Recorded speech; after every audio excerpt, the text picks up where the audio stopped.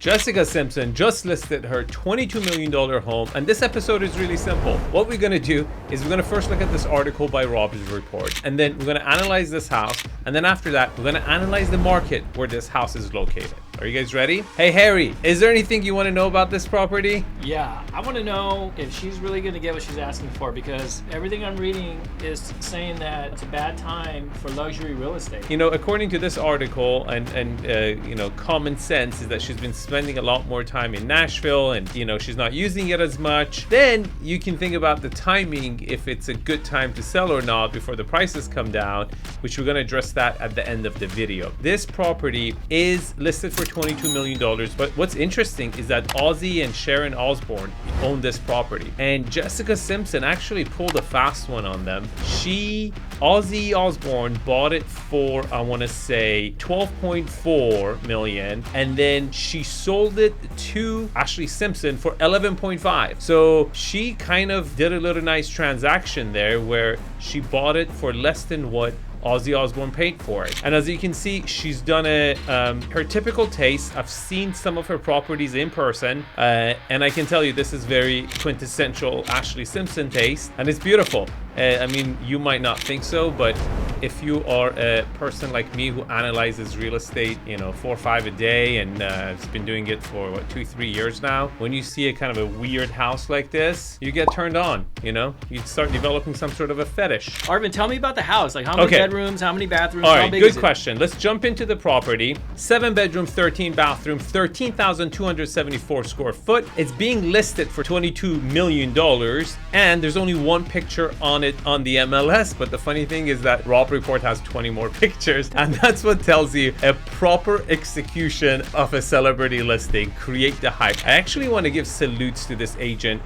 Brett Harris. I don't know him, but whoever he is, he's doing an excellent job so far. He's put this property on the coming soon section, and if you're thinking about selling your house, this is a good technique to do in California. You start putting it in the coming soon section, you put a picture up, you get the press story out, but your days on the market don't start ticking till the actual first day comes in. So what you can do is like put the date farther, as much as you can farther out, then you get to promote the property. You can't really show it, but you prep it up, right? You kind of create that pumped up demand, and then you release it to the market after your marketing is done, your email marketing is done, your social media marketing is done. So whoever he is, great job so far executing. And you know, if your agent can get your property on Rob Report, that's a job well done. I can tell you he's old school for sure, from the 0061.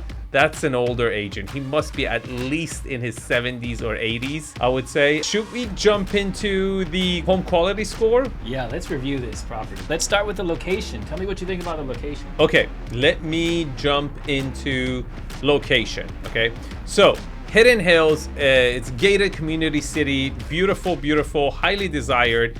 It's pretty much where the rich and famous live. The whole city is gated, and this is the property. Now, the location within Hidden Hills, it's not ideal. I mean, it's good, but it's no cigar. I would say, look, you're not on a busy road, but in its outskirts, if you want to play with the big boys, you got to be in Ashley Ridge. You're not on Ashley Ridge, where you're pretty close to it. I'm going to give it an 8. All right, location is an 8. And you said Hidden Hills, but where exactly is Hidden Hills?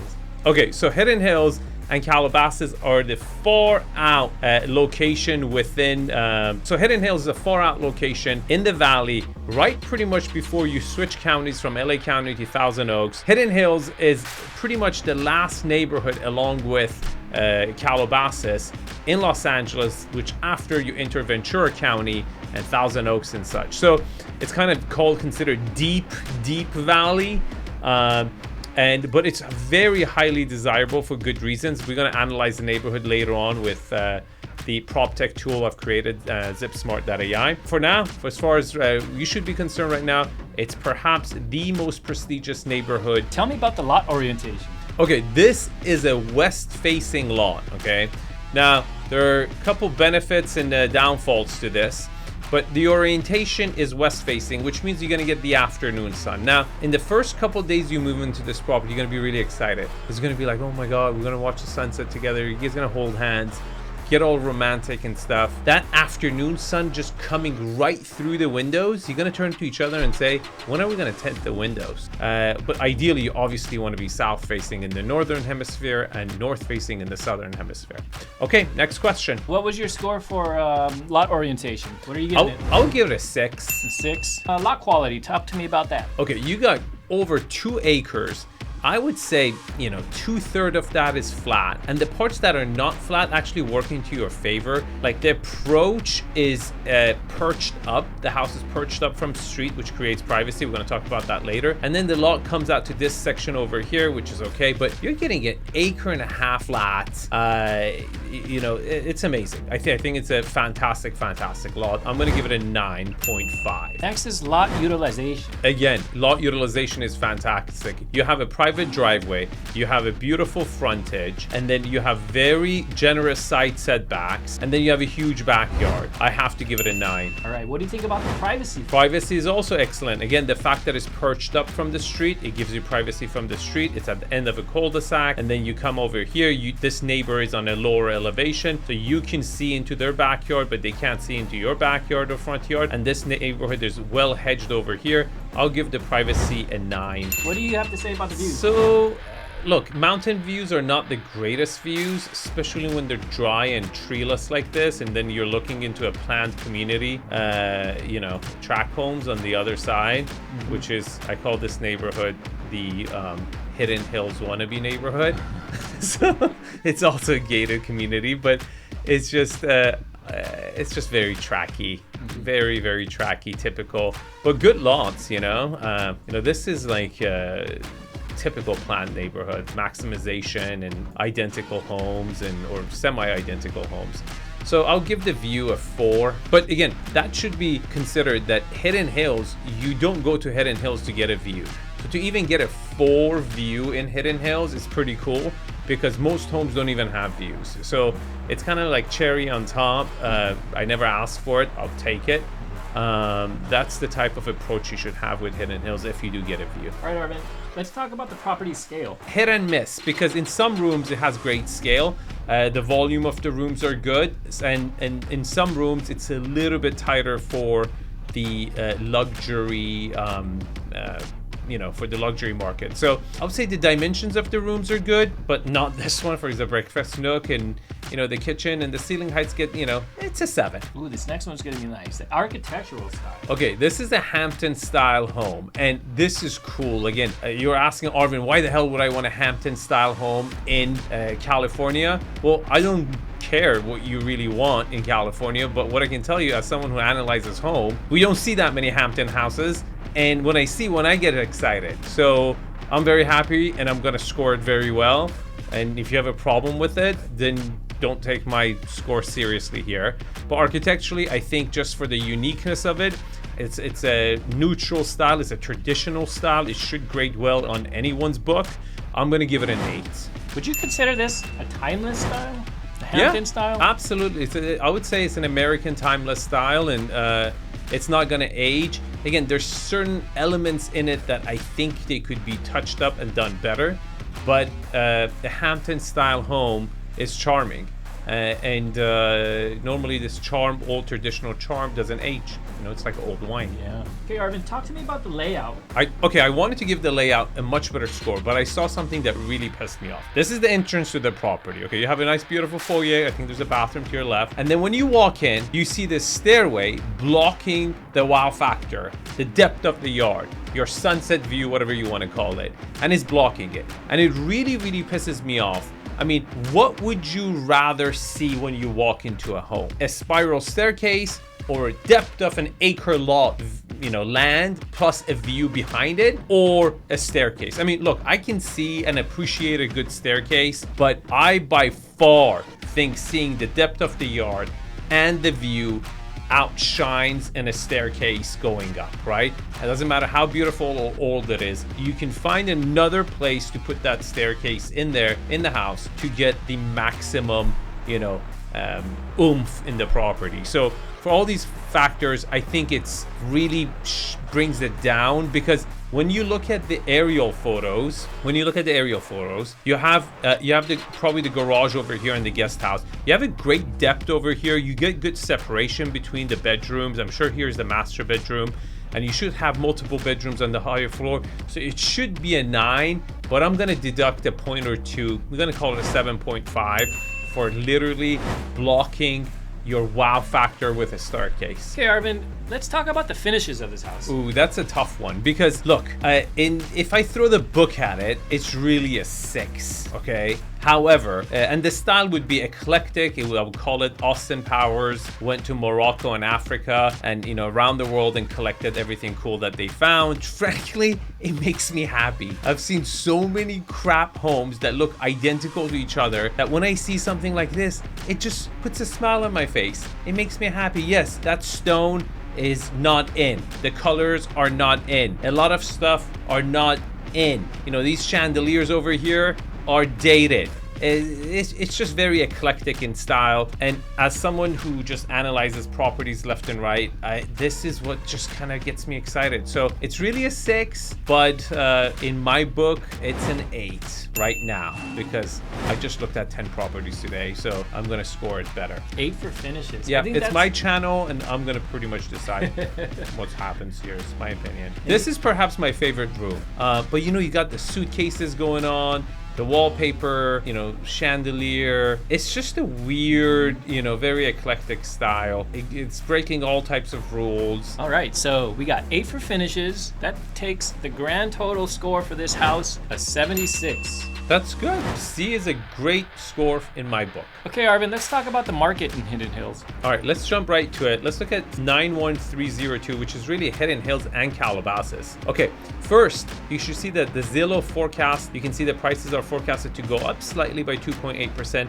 But when you look at the Redfin data and the Zip Smart forecast, it's forecasted for the median sale price to drop significantly by 17.6%, meaning really the median home that is gonna sell, it's gonna be priced lower. That doesn't necessarily mean that home prices are gonna come lower. It means more expensive homes are gonna have a tougher time to sell, right? And when these two forecasts, Zip Smart forecasts, don't concur, I like to look at the historic elements and I like to look at the mortgage rate predictor to make a decision as far as which way the prices are going, okay? So we're gonna do just that. Right now, when we look at the demand month over month and demand year over year, it has significantly dropped, right? Demand year over year is down 11% from same time last year, and demand from last month is down 24%. Now, supply month over month, it has gone up by 4%, when normally, typically during this time of the season, we start seeing contractions. So this is not good.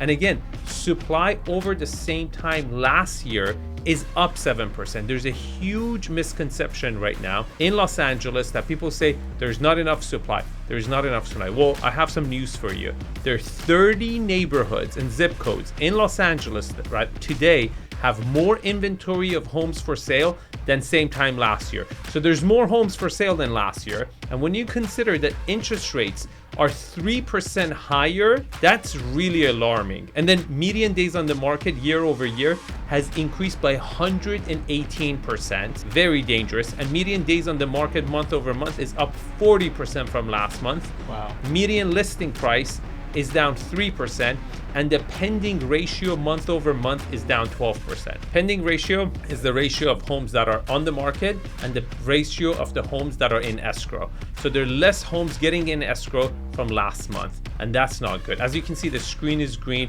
You can go customize this, by the way, and choose your own indicators. I found this. And then when you look at the mortgage rate predictor, you know, most analysts think that if mortgage rates come down to 5.5%, we'll be in a better shape. And this tool is live. It updates every 15 minutes. So you come over here, choose 5.5%, and then you can see for December 2024, a year and a half from now, there's only a 10% chance that we will have the rates at 10%. You can choose different rates and different dates, and it will tell you. So overall, I'm not seeing positive news. And another data point is that the median home on the market in Calabasas and Hidden Hills is reaching 90 days. I think it's 80 or 84 days right now for the month of August. And what does that mean? that means that we're entering a buyer's market. Whenever days on the market goes above 90 days, we're in a buyer's market. If it's below 90 days, we're in a seller's market. So things are turning, guys. And you know, I just made a short video and I was saying, this is not 2008. You don't have to, you know, wake up one day and be like, what the hell happened? We have machine learning tools, algorithms that, you know, forecast Zillow prices, ZipSmart forecasts Redfin prices. We have, you know, mortgage rate predictor. We have sentiment scores.